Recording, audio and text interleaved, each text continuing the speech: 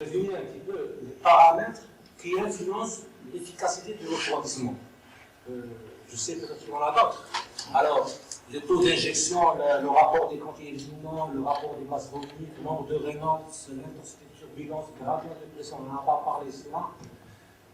Rien que la géométrie, il y a une déclinaison. Donc, on a aligné à 30 degrés, peut-être 35 c'est meilleur, peut-être 40 c'est meilleur, on ne sait pas. Le nombre de rangées qu'on va utiliser, l'espacement entre les rangées, l'espacement latéral entre les trous, il y a beaucoup de trucs. La forme, maintenant on essaie d'avoir des formes géométriques de trous qui n'est pas symétriques. C'est-à-dire qu'on essaie d'imaginer des. Oui, mais dans toute cette histoire, moi je pose la question très terre à terre, qu'est-ce que ça m'apporte cette histoire? On essaie de minimiser le débit de refroidissement. On veut prendre le minimum possible. Mais je viens de croire sur l'enjeu. Je peux élever la température. Est-ce que. À l'entrée de la cuisine. C'est là où on venir. Là. C'est ici. Voilà. Alors, en termes de performance, qu'est-ce que c'est? Quel est le point de rendre de plus? C'est-à-dire, parce que si vous vous rappelez le cycle, donc il y a la compression, chambre de combustion, détente dans la turbine. Le compresseur, il va consommer cette énergie. Il va la prendre de l'énergie gagnée sur la détente. Et le reste, c'est le reste que je vais utiliser. Alors, plus cette température turbine et la température à l'entrée de la turbine est grande, plus j'ai d'énergie, plus. Alors, on est passé, là où j'étais ici, peut-être, plus le remonter. Par exemple, on est passé, la salle, si je tirais de référence à il disait que depuis le premier vol contrôlé en 1903, le rapport puissance-poids était de 0,11 kW par kilogramme. Maintenant, on passe à 20 kW par kilogramme. On l'a multiplié par 200 fois en moins de 100 années. En moins de 100 ans, on est passé à 200 fois alors, on est passé pas seulement avec le refroidissement. On va essayer d'imaginer des matériaux, mais ça ne rapporte qu'environ 20%.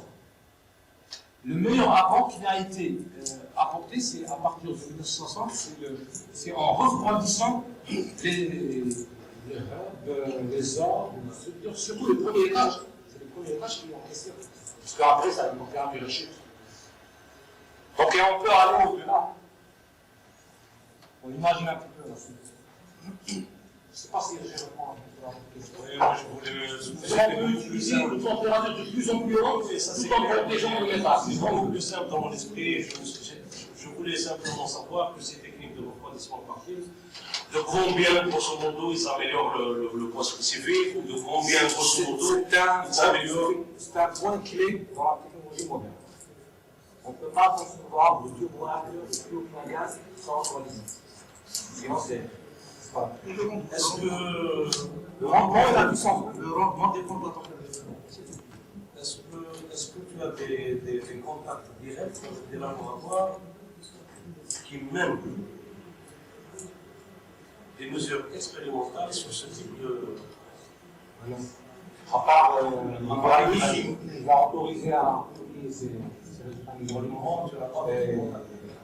à travers ceux de l'Allemagne, comme ça.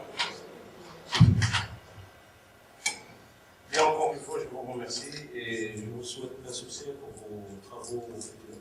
Merci, M. le Président. Merci, M. le Président. Donc, pour conclure ce travail, donc, je passerai la parole au docteur Lekhal, qui est co-encadreur de France et spécialiste dans le domaine. Et on a vu apparaître plusieurs travaux de M. Lekhal. Donc, pour nous éclaircir certains points sont anticipés par les montueux. Vous avez la parole, monsieur. Merci, Monsieur le Président. D'abord, j'aimerais dire que j'ai vu M. Aziz aller au charbon. Je sais ce que c'est de faire une thèse de doctorat par l'intermédiaire d'email, d'Internet. C'est pas évident, c'est pas simple. Donc je l'ai vécu avec lui, on a échangé, je crois, j'ai comptabilisé à peu près, j'ai eu une boîte spéciale pour lui, plus de 1000 emails. Les dernières années, plus que c'est pas du tout évident. Donc je sais ce qu'il a enduré, ça n'a pas été facile, mais sa discipline a permis en fait qu'on puisse faire un travail qui, dans l'ensemble, je peux facilement le situer d'un niveau, de ce qui se passe, de ce qui se fait ailleurs. Il n'y a pas besoin de ça, ça n'empêche pas de faire bien sûr des critiques objectives donc, sur son travail, ce qui a été les points, les lacunes, etc. Et tout ça, on ne met pas dedans et on va essayer de voir. Alors le document général, donc, il a été à la fois bien structuré, il y a des petits problèmes, donc vous aurez besoin de faire quelques corrections à nouveau. Il y a des points de détail de la physique dans l'introduction en fait qu'il faut revoir, il faut faire attention à quelques passages, donner carrément des idées sur la coordination. Ce type d'écoulement est extrêmement complexe, ce n'est pas un écoulement sur une plaque, c'est autre chose. L'écoulement de vortex en général et des jets n'est pas encore très bien compris parce qu'il est extrêmement instable. Et quelque chose qui est extrêmement instable, on ne peut pas. Donc, voir, on ne peut pas très bien quantifier et analyser toute la physique de cet écoulement par un levier d'expérience. En faisant de la DNS, on n'arrivera jamais en fait, à vraiment étudier et détailler ce type d'écoulement, qu'est-ce qui se passe exactement. On commence maintenant à le faire avec l'AES. Comme j'ai dit, on a eu des travaux qui ont été faits à Stanford, donc on a besoin d'un petit peu moins de temps de calcul, etc. Donc revenons un peu à ce qui a été fait. Il y a une chose sur les grilles. On a un problème avec les grilles qu'on a utilisées. Donc la façon de générer ces grilles fait qu'on perd beaucoup de précision au niveau de la zone proche du jet, mais aussi ailleurs. La paroi dans le tube, la paroi n'est pas bien faite. La façon de générer ce type de grille fait qu'on ne peut jamais vraiment contrôler la densité des grilles sur la paroi interne du plaque. Et ça, c'est quelque chose de très important parce qu'à la fin, il y a un développement des couches limites et qu'elle est émise, elle est absorbée dans l'écoulement principal. Et là, il faut revoir. Ça, c'est un point important. Donc, cette partie numérique, ce type d'écoulement, il a été extrêmement sensible au numérique d'un point de vue discrétisation, d'un point de vue précision des schémas, mais aussi des gradings. Et là, il est clair qu'il y a un manque et il va falloir revoir ça parmi les perspectives. Donc maintenant, vous avez parlé des modèles TVD, des améliorations TVD, etc., par rapport au schéma de second ordre, de troisième ordre. Alors, pensez-vous vraiment qu'à la fin, les schémas, donc toutes les améliorations TVD, ont apporté, ou est-ce qu'on pouvait voir à la fin la différence en appliquant un TVD avec QUIC ou alors QUIC simple directement sur les écoulements 3D, donc le cas similaire par exemple. Est-ce que là vous avez vu une différence? Est-ce qu'il y a eu une comparaison avec le QUIC simple Non, pas fait. Et vous pensez que là ça fait une différence? Le HLPA pour le cas de Milan, tout court à 3 mm, et le QUIC à 1 mm pour le cas de SIM. Et sinon, vous pensez que ça fait une différence, vu la complexité des écoulements, etc., vu la grille, bien sûr? On ne sait jamais, parce que, comme je l'ai dit tout à l'heure, le défaut des limiteurs, c'est qu'ils passent en premier ordre dès qu'il y a un pic de la solution. On l'a bien vu dans le test. Mais, donc en fait, très vite, ils redescendent en premier ordre, en fait, à la fin, pour les mais là, je pense qu'on aurait pu prendre par exemple un QUIC pour les équations de la vitesse et un hybride pour l'équation de K et epsilon pour éviter que ça explose. Parce que je sais peu que j'ai des valeurs négatives, automatiquement, le programme va diverger. Je ne sais pas, mais dès que j'ai eu la condition que tout le monde maintenant travaille sur les schémas de second ordre avec les médias, et quand on l'a implémenté dans le code, on l'a testé sur le cas simple, on a vu que ça donne de meilleurs résultats, alors automatiquement j'ai oublié le premier. Pour moi, c'est par défaut toujours un limiteur. Donc passons à la partie numérique, avant un peu à la partie physique. Avant d'aller à la turbulence, etc., est-ce que vous avez une idée sur les opérations faites dans un réacteur d'un certain type ça à peu près l'ordre de grandeur du taux d'injection dans la réalité. Est-ce que m égale 0,9 ou m égale 1 est quelque chose qui se passe sur un terrain? C'est quoi l'ordre de grandeur en fait dans cette machine, dans des opérations réelles? Un truc pratique. Ah, vraiment bien. Il se passe deux choses importantes qu'on n'arrive pas à Ce que j'ai lu dans la thèse qui a été expérimentale en politique de Lausanne, ils ont pris le leading edge. Il y a une boîte d'alimentation, donc les poumons iliens, il y a plusieurs trous, rangées de trous. Déjà, pour distribuer le taux d'injection sur ces trous, on ne sait pas a priori. Ça dépend de la pression. Ça dépend de la position du trou, parce que l'écoulement ilien en sens inverse. Et là, c'est-à-dire, pour déterminer que dans cette première rangée, on a un M égal à 0,15 et dans la deuxième à 0,30, on ne le sait pas. D'ailleurs, ça cuit dans les...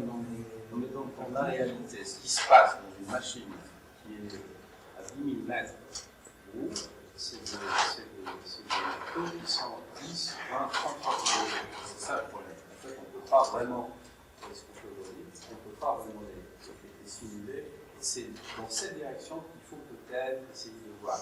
Une bonne chose, c'est ça se rapporte à ce que vous venez de dire par rapport à cette thèse de PFM, c'est qu'en fait, le débit d'injection n'est jamais constant. Donc en fait, il y a une fluctuation constante. Donc il y a une pulsation, une pulse, et c'est là, ça c'est des choses à faire. Ça c'est des choses à essayer de... Ça ne veut pas dire parce que, non, avec la méthode statistique, disons, les modèles statistiques basés sur la statistique, où on fait une moyenne sur les équations, donc ça veut dire que ça y est, le problème n'est pas réglé et qu'on l'abandonne. Non, pas du tout. Donc là, il y a des idées à voir. Donc le deuxième point, il y a pas mal de choses à voir sur la turbulence. Donc on pense que la turbulence a un effet, et vous l'avez démontré, donc en fait, tout le monde sait. Alors il y a des choses extrêmement importantes, la résolution à la paroi, l'anisotropie, donc au niveau des tensions. Alors, c'est quoi? Qu'est-ce qui fait qu'un modèle algébrique, on n'arrive pas à voir les résultats que le modèle anisotropique donne? C'est quoi le problème de ces modèles algébriques? Pourquoi, donc, en essayant un modèle algébrique qui contient un certain nombre de fragments dans la constitution du tenseur de Reynolds 3 à 4e ordre cubique, etc., n'arrive pas en fait à voir la précision d'un modèle, disons ce qu'apporte un modèle anisotropique ou anisotropique, tout simplement une correction. C'est quoi le problème? Je pense que c'est sur les hypothèses sur lesquelles sont basés ces problèmes. C'est les modèles qui sont basés sur l'hypothèse de turbulence homogène proche de l'équilibre. Et c'est les coefficients, les fameux C1 à 10. Et chaque modèle, chaque auteur essaie d'améliorer, de calibrer ces coefficients suivant des données expérimentales. Et dernièrement, comme je l'ai montré, il les a comparés avec des résultats de calcul DNS. Et quand je l'ai testé, ça a donné les meilleurs résultats que j'ai pu obtenir par rapport aux autres. Donc, il donne exactement le prime au carré. Mais ça, c'est... Je n'ai pas encore utilisé. Et justement, le problème de tous ces modèles algébriques, c'est qu'on peut tous calibrer sur un seul type d'écoulement. Voilà. Et donc, quand vous avez montré sur l'ordre, une fois que vous avez montré avec des Wolf Functions, donc il donnait des résultats complètement. Donc en fait, il ne faut pas vraiment. Je pense que c'est un autre TLVA qui est basé sur l'avantage, c'est là où la façon de traiter le transport turbulent, les coefficients de transport turbulent, dans un système d'équation, dans un système d'hypothèse de Boussinesq, le problème n'est pas. C'est un résultat que les tensions de Reynolds dans les trois directions sont égales. C'est un résultat de l'isotropie, mais seulement sur une plaque plate. Sinon, c'est pas vrai. Le problème, c'est qu'on impose des coefficients de transport d'unité qui sont constants dans les trois directions. Et même dans le modèle algébrique. Parce que dans le modèle algébrique, quand vous regardez, vous avez toujours l'unité multipliée par un fragment de différents termes. Et ce unité est toujours constant, est toujours le même. Et c'est ça vient. Ça, le problème vient là. Par contre, l'utilité des modèles algébriques ici, et c'est pour ça qu'on a essayé de voir ce qu'ils donnent, c'est que les modèles algébriques sont intéressants. À chaque fois, on a un écoulement secondaire. Et ici, nous avons un écoulement secondaire qui se forme avec va essayer de voir. Et en fait, il ne faut pas dire que c'est complètement mauvais parce qu'on a quand même pu voir que dans les ondes de circulation, ils sont meilleurs. Et ce n'est pas le TLVA, ce n'est pas l'approche anisotropique. Parce que l'approche anisotropique, elle fait un effet inverse. Un effet inverse. Quand vous avez des vortex de sens opposés, en fait, ce n'est pas tellement anisotropique. En fait, elle ramène plutôt dans l'inverse. Et c'est ça. Donc en fait, l'idée, c'est peut-être retravailler, regarder les modèles algébriques, mais avec une autre loupe, en essayant de regarder les coefficients de transport dans les trois directions différemment et pas constant. Donc ça, c'est seulement une idée. Alors la dernière chose que sur cette partie-là, je voulais poser, donc on a essayé d'introduire cette formulation anisotropique dans le TLV. Le TLV, c'est pas la peine, je vous pose la question, ça vous le savez. On le préfère au TLK ou autre modèle de ce type, on les préfère au modèle purement low-range ensemble modeling parce que dans ce type d'écoulement, par exemple, vous allez profiter d'une réduction en fait de la grille, de la densité de la grille, et même plus dans d'autres écoulements, vous avez des compositions en fait latérales. Mais il y a une chose, on a fait cette idée anisotropique dans le TLV, mais on l'a fait à moitié. Qu'est-ce qui ne joue pas? On a dit V' sur K, on le connaît. La distribution à la paroi, on a pris la DNS de Kim. Après, on a dit W' sur K, on la connaît. Toujours la DNS de Kim. C'est pour ça qu'on a combiné TLV et TLVA, parce que toutes ces données-là, c'est de la même DNS. En fait, de les appeler. Mais qu'est-ce qui va? On a travaillé sur une seule chose. Qu'est-ce qui ne va pas? Quelque chose. On a travaillé seulement sur les échelles de vitesse. On a seulement travaillé sur les échelles de vitesse. On a dit que les échelles de vitesse elles sont comme ça. La DNS donne des échelles de vitesse V' sur K. De cette façon, W' sur K. De cette façon, U' sur K n'est pas tellement important. Dans ce cas, c'est plutôt V' sur K. Mais on a oublié quelque chose dans la formulation TLV directe. Qu'est-ce qu'on a oublié? Parce que la formulation est basée sur deux choses, une échelle de vitesse et une échelle de longueur. Et on a dit toujours, on a pris les échelles de vitesse, on a dit qu'elles sont dans tous les sens. Mais les échelles de longueur, on les a prises en fait par rapport aux isotropiques. Et là, peut-être, il y a un petit truc à voir. Ça, je te le laisse pour ton avenir, en fait, pour plus tard. Parce que moi, je ne travaille plus dans ce domaine. Dans ce domaine. Donc, alors, si c'est ma dernière question, je laisse la parole dans ma dernière question. On a vu, et M. Lebeuf avait commencé avec ça, essayer de forcer l'écoulement qui est naturellement très instable, avec une formulation comme on a fait, etc., est assez compliqué. En fait, on n'est pas sûr de résultat. Donc, on essaie de voir l'écoulement une fois moyenné sur une très longue période de temps, etc. On essaie de dire qu'il est stable, il y a une belle recirculation, etc. Et après, on voit ce qui se passe, on voit sur le spreading, etc. Maintenant, puisque l'écoulement est extrêmement instable, il peut y avoir des pulsations dans le tube. D'accord?